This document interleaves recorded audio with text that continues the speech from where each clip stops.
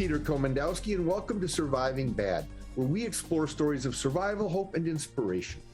Today, we're talking about social media, wellness, and mental health. Can you manage your social media consumption to improve your wellness? Is there some relationship we need to know about?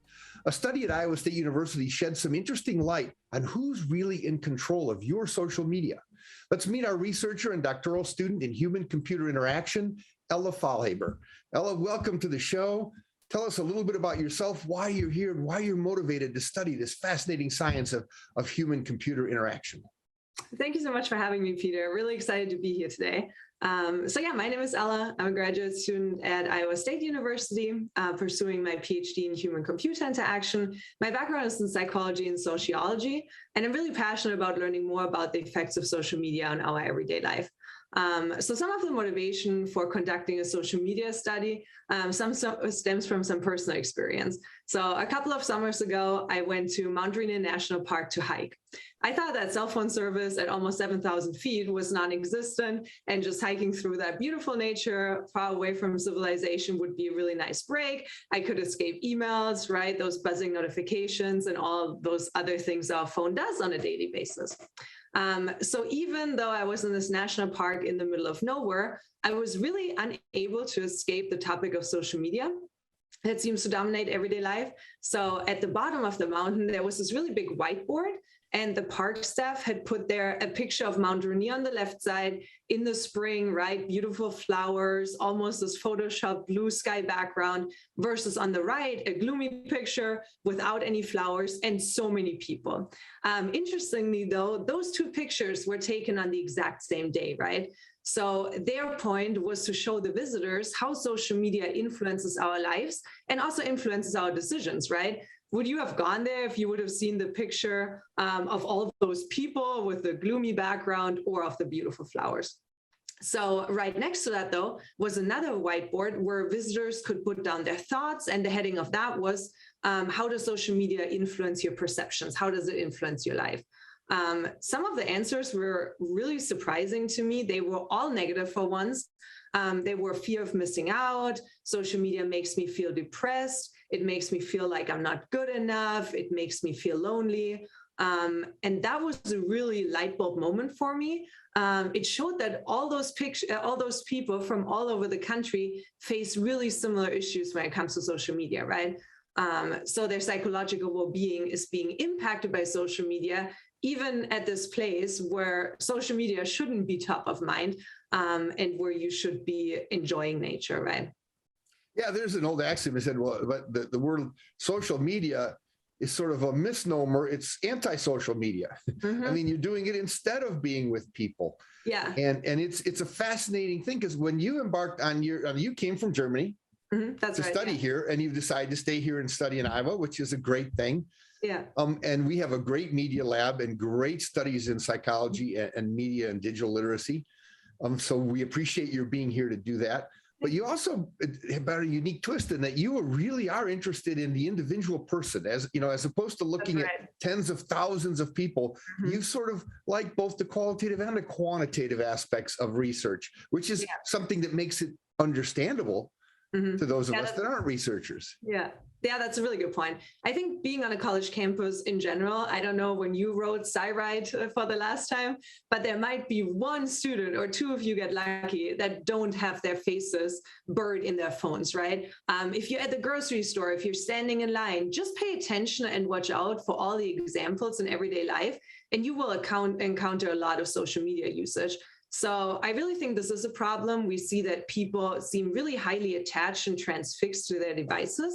A recent study has shown that the average person is spending approximately 2.5 to 3 hours per day on social media. And keep in mind, this is a really conservative estimate, right? But still more than on any other type of social media. So back in 2005, only 5% of all US adults had at least one social media site. In 2021, it was 82%, right? So in not that much time, we went from 5% to 82%. And then what's also really interesting is that 99% of social media users access those websites and apps through their mobile device, right? So the role of social media is really interesting. With a traditional TV media, you are solely the consumer, right? You passively sit there, you watch whatever comes on, you may change the channel, but you're consuming. With social media, though, the role of social media and the role of the social media user has really blurred to not only be the consumer, but also the creator and curator, right? You can post your content, you communicate with others in ways traditional media didn't really allow us to do so, right? So previous research has shown that higher social media usage is associated with a decrease in psychological well-being, particularly in anxiety, depression, loneliness, and fear of missing out. And that is one of the reasons why I really saw this need for further research to find a practical and then also a very important sustainable strategy to reduce those negative effects of social media usage. Yeah, I'd like to talk about that distinction between what's social media and what's practical media, because in a way, I go grocery shopping and the grocery store I'm in wants me to go to social media, get the best deals of the day. And all of a sudden I'm looking at my phone while I'm shopping. Now we're going to take a short break. And when we come back, we'll continue our conversation with Ella and the fascinating world of social media. Let's learn more about it. See you after the break. You don't want to miss this.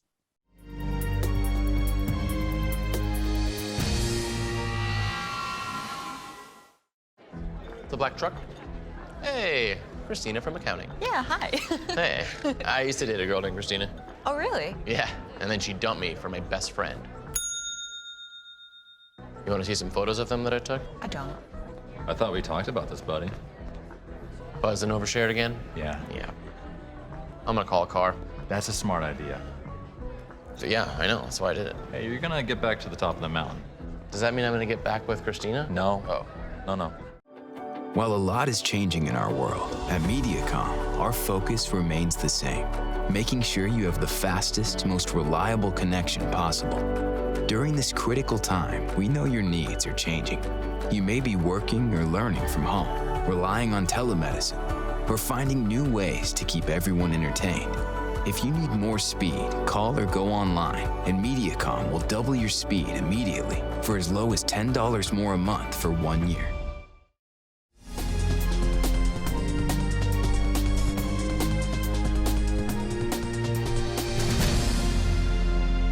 Welcome back to Surviving Bad. We're talking about the idea that social media use can impact wellness, sometimes in a negative way, and that possibly reducing social media use can have a positive impact. But first, let's find out what social media is and what is the difference between social media and, say, looking up a coupon while you're shopping in the store. Ella, can you help us understand that?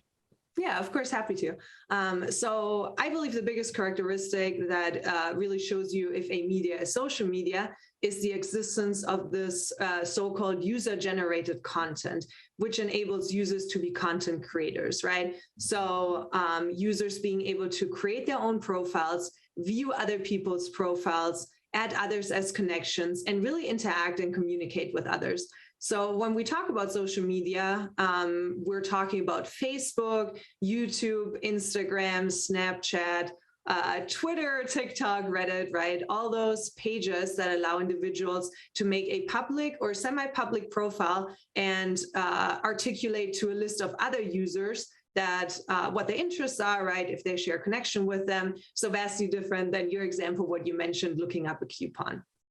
Well, tell us about your study. What was your motivation and what did you do? Yeah, so like I mentioned previously, higher social media usage is associated with lower psychological well-being. So there were previous studies that were done that tried to come up with mitigation strategies focused on limiting social media usage. So one study had participants come into a lab and they had to delete their social media applications under supervision by the researchers for a couple of days, right? Another study had participants send in daily screenshots to prove that they were limiting social media. Another one involved downloading applications that block social media usage. And the last interesting one that comes to mind is where researchers created fake social media accounts where they followed and monitored participants' social media activity to see if they would actually stick to the prescribed limit. So as you can imagine, all those studies have one thing in common, really limited applicability in a real world context and not sustainable to have a researcher sit next to you at all times, right? And monitor your habits and monitor your usage. While some of those studies did have an effect and worked, they don't really help the participants to change their behavior long term and be successful beyond maybe a couple of days, right? So this leads us to the goal for my study, which was to find a more practical mitigation strategy that would address those negative social media usage outcomes and also further the current research on social media effects. So I wanted to see the effect of self-monitoring limited social media usage on well-being. So I conducted an experiment with over 200 students at Iowa State University, and they were randomly assigned to two different groups. So one, the control group, so nothing happened to them. They used social media as usual for a 2-week period.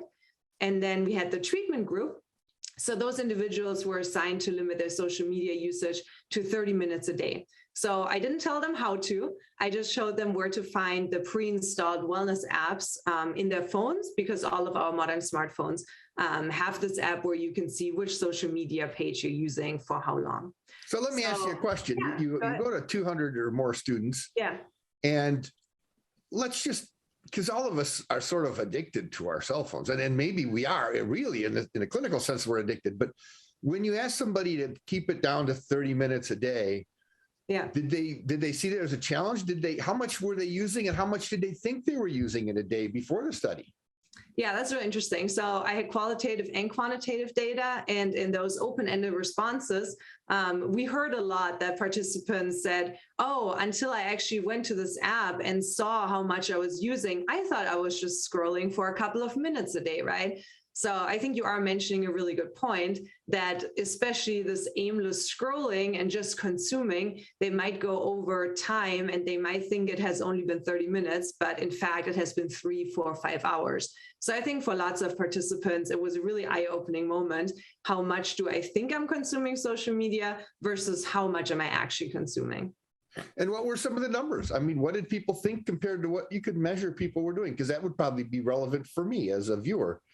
Yeah, so that was definitely one of the limitations of the study. Currently, there's no great way on how to actually measure the perception of them, right? So every time when you deal with self-reported data, it is difficult how to measure that. But some of the numbers where someone thought they used it for 30 minutes, but it had actually been over 3 hours, right? So I think there is definitely a difference between how much do they think they're using it and how much are they actually using it, yeah.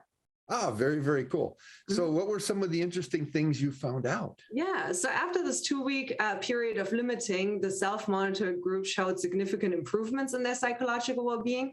But what was really interesting was that they did not only improve in one dimension, but in all of them, right? So their anxiety decreased, their depression decreased, their loneliness, their fear of missing out, their negative affect. So viewing the world in a more negative way, feeling negative emotions decreased, while positive affect, so that refers to positive emotions, interacting with others in a positive way, that increased, right? So those results really do suggest that limiting social media usage improves psychological well-being. So we have these great measurements that you're doing. Let me ask you a question. And again, being a non-researcher, I'm going to jump to maybe something that's more anecdotal. Yeah. So it sounds to me like if I'm feeling down, if I'm feeling lonely, if I'm feeling a little bit off, if I pick up the cell phone to find a solution for that, it doesn't work. Mm-hmm. It does the opposite. Yeah. Yeah, Wow. I think, yeah, that's a really good point. So when looking at those open-ended questions, what the participants mentioned, a lot mentioned that it was often just a reflex for them to swipe and tap on a social media app to pass the time when they were bored. Wow. We're going to take a short break and ask Ella to share some more interesting insights from the research that she conducted at Iowa State University. Stay tuned. You don't want to miss this.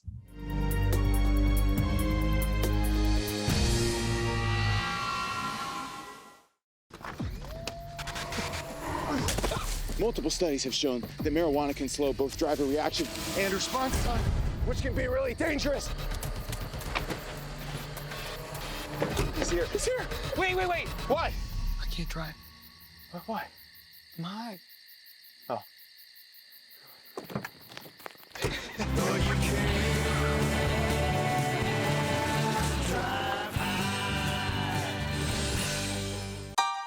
Every second, 127 new devices connect to the internet. You can feel it happening. Our digital world expanding with every breath. We're entering a whole new era of connectivity, and MediaCom will be ready to power it with one of the nation's first 10G platforms. We'll be bringing you more speed, more capacity, more security, and the power to do more than you ever dreamed possible.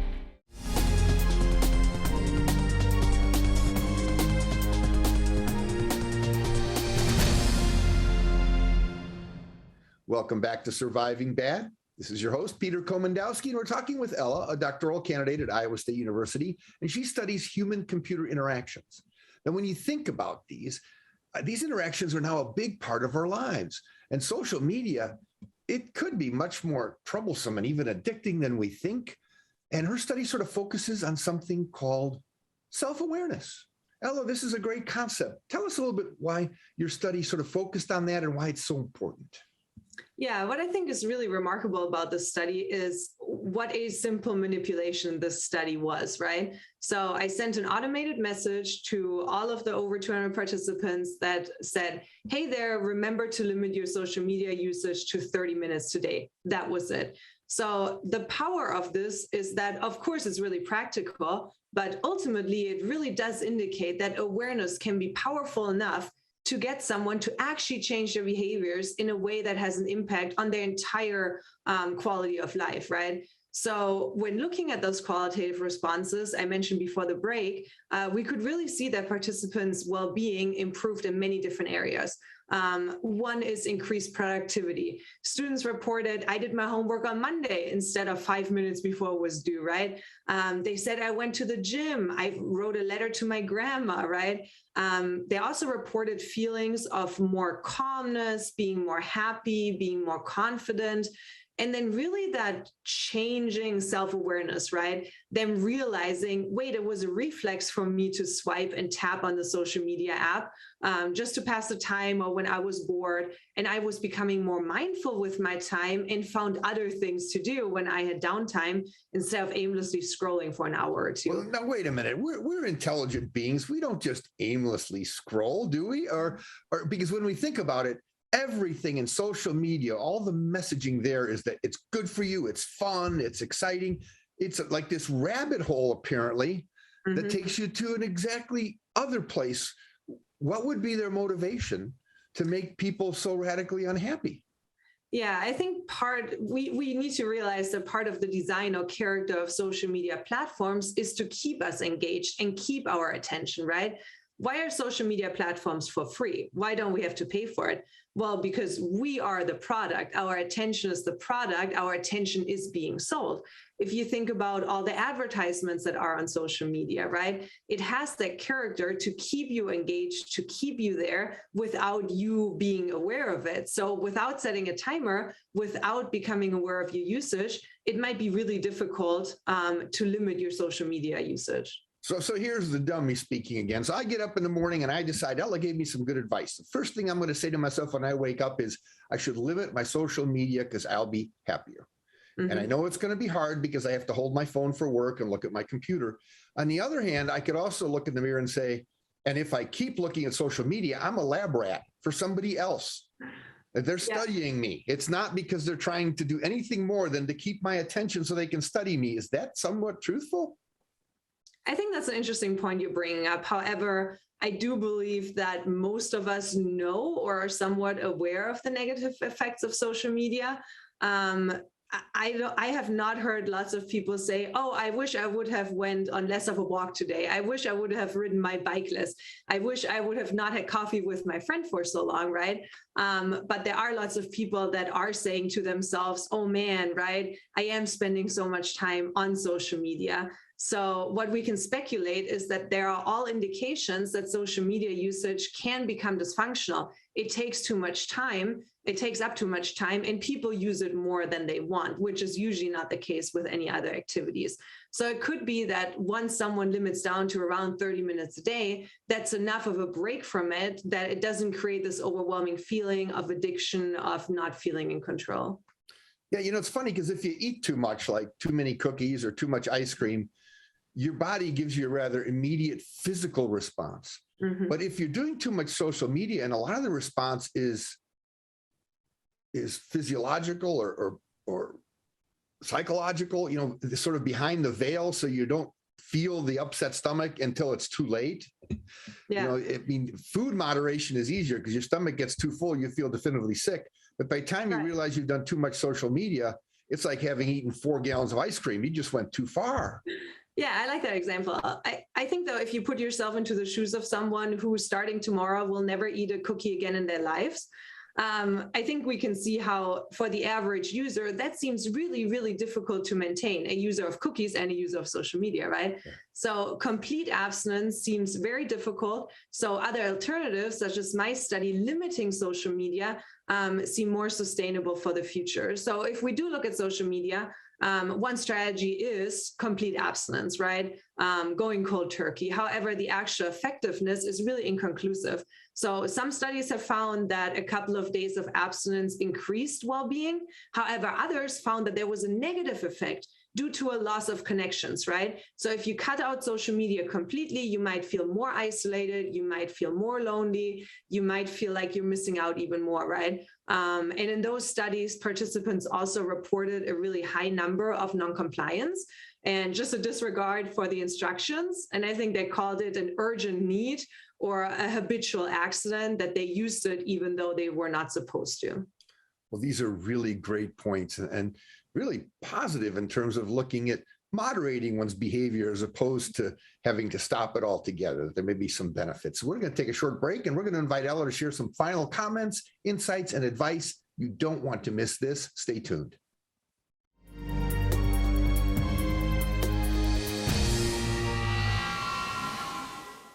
Devices connect to the internet.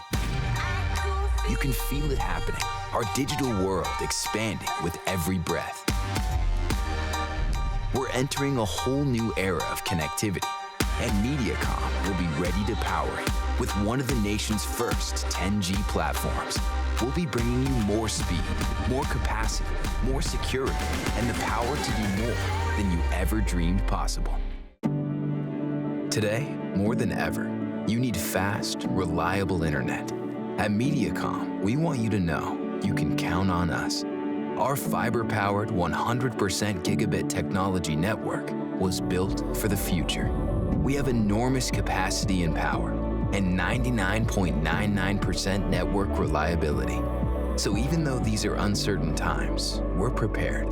And you can be certain we'll keep your world connected.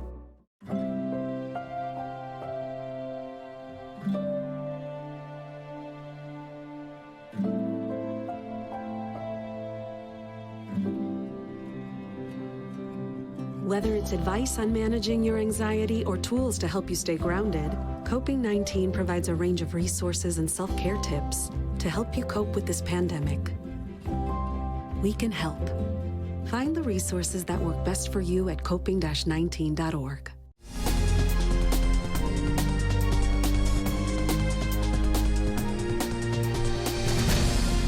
Welcome back. Today on Surviving Bad, we're talking about social media, wellness, and mental health. And we're learning that managing our social media interactions, spending less time on social media, has important health benefits. Let's see what advice Ella has to share with us. Ella, the stadium and the podium is yours. Thank you. When it comes to recommendations for individuals wanting to use less social media, there are multiple steps I would suggest. So first of all, creating awareness, right? So setting a timer, just becoming aware of your usage. This could be really compared to spending money. If you don't know what your budget is, if you don't know what you're spending money on during the month, it's really difficult to control that.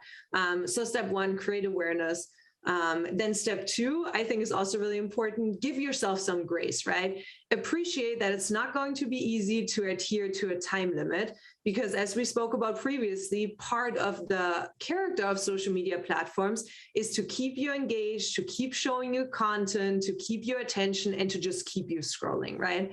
And then the third recommendation I would say is just keep it up, right? So this study has shown it is doable. It has shown us that if you do limit your social media usage to about 30 minutes a day, it is effective, and research has shown that you might really feel better. So from a behavioral point of view, it's sort of like, I hate to use the word, but it's like a diet. We need to manage our diet of social media so that we don't overconsume. And in a way, I would liken social media to be more like carbs and sugars, which we're allowed to enjoy in moderation, but too much can lead to terrible circumstances. Now, if you're a parent that's already using a lot of social media and you have children who you're trying to raise properly, I mean, what are the best ways to sort of talk about this? You know, like when you talk to college students, they're not necessarily the easiest ones to get to limit things like social media. What are some of the main talking points? Yeah, so I'm not a developmental psychologist, so children aren't my expertise. But I think just being aware of the social media use, of your own social media use, then you might be able to model that to your children. And I think just keeping the conversation open. What was also really interesting in the study is that we don't actually know if participants hit 30 minutes or not. Some participants indicated that they didn't always hit them. However, I do want to point out the point is not hitting the actual number perfectly. It's getting as close as possible and trying, right? So if you use social media for 6 hours before, I tell you use it 30 minutes now, Peter, and you are using it for 2 hours, well, you didn't hit the 30 minutes, but it's better than going back to your previous 6 hours. So it will not always be perfect, but putting in an effort is really making a difference. That's pretty cool. So for now, what's next on your agenda? Where's this study taking you? Yeah, so I'm currently working on my dissertation research, which will be an extension of the previous limiting social media study I spoke about. So in the previous study, we demonstrated that social media exposure can cause decreases in psychological well-being. So we really identified those simple effects now, right? Anxiety, loneliness, depression. However, we still need to get a better understanding of what is it about social media that leads to negative impacts, right? So like I mentioned earlier, social media is fundamentally a platform for advertising. So impulsive buying could be really correlated with that. So it could be that social media just exists to influence your impulsive buying behavior. It could also be a bigger addiction issue, right? If social media is this platform for advertising and keeping users engaged, this could really end up creating those dysfunctional usage pattern and addiction. So my next steps are to really design a study that experimentally limits social media and then measure those more complex constructs of impulsive buying and addiction. That's fascinating. I can't wait to have you back on the show to talk about what you find out from that study. And thank you all for joining us today. Check out our website, ahealthyiowa.org, and keep your eye on MediaCom MC22 for our next episode of Surviving Bad, where we explore stories of survival, hope, and inspiration on MediaCom MC22, your local programming leader.